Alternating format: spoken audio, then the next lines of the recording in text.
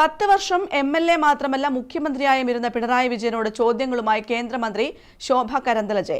ധർമ്മടത്ത് 2 മണിക്കൂറിൽ 3000 പരാതികളാണ് അദാലത്തിൽ ലഭിച്ചത്. ഇതാണോ മുഖ്യമന്ത്രിയുടെ ഭരണ നേട്ടമെന്നും മന്ത്രി ചോദിച്ചു. വികസിത് ഭാരത് എന്നാൽ കേരളം കൂടി ഉൾപ്പെട്ടതാണ്. അത് യാഥാർത്ഥ്യമാക്കാൻ ഇവിടെയും NDA സർക്കാർ വേണമെന്നും മന്ത്രി മമ്പറത്ത് മാധ്യമങ്ങളോട് പറഞ്ഞു. കേരളത്തിനു വേണ്ടി മുഖ്യമന്ത്രി പിണറായി വിജയൻ എന്തു ചെയ്തു എന്ന് ചോദിക്കുന്നതിനു പകരം ധർമ്മടം മണ്ഡലത്തിനു വേണ്ടി എന്തു ചെയ്തു എന്ന് ചോദിക്കുന്നതാകും ഉചിതമെന്ന് കേന്ദ്രമന്ത്രി ശോഭ കരന്തലജെ പറഞ്ഞു. ഒന്നും ചെയ്യാത്ത സർക്കാരാണിത്. 10 വർഷം പിണറായി വിജയൻ മുഖ്യമന്ത്രിയായി ഭരണം നടത്തിയിട്ടും 2 മണിക്കൂർ കൊണ്ട് 3000 പരാതികളാണ് ഈ അദാലത്തിൽ ലഭിച്ചത്. കുടിവെള്ളം, റോഡ്, അംഗൻവാടി, ആശുപത്രി കെട്ടിടങ്ങൾ തുടങ്ങി നിരവധി പരാതികളാണ് ആളുകൾ ഉന്നയിക്കുന്നത്. ഇതാണോ ഭരണ നേട്ടമെന്നും ശോഭ കരന്തലജെ ചോദിച്ചു. So many applications we are getting. I think within 2 hours we got more than 3000 applications. Demands. What are that demands? This is the demands about the drinking water, demands on road,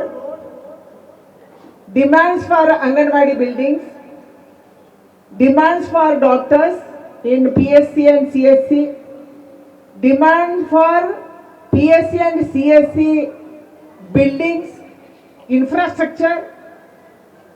This is the credibility of, this is the work of Pinarayi Vijayan here. Like last 10 years he has not done anything to his constituency who voted for him. आपको जिताया, किसके लिए जिताया ये लोगों ने? आज क्यों आए हैं? ये बीजेपी का लोग नहीं है इधर बैठे हुए, ये समस्या लेके आए हैं. They came with problems. They are crying. Many of them are crying because they are not getting jobs. Their panchayat is not developed. That's why this government should not continue.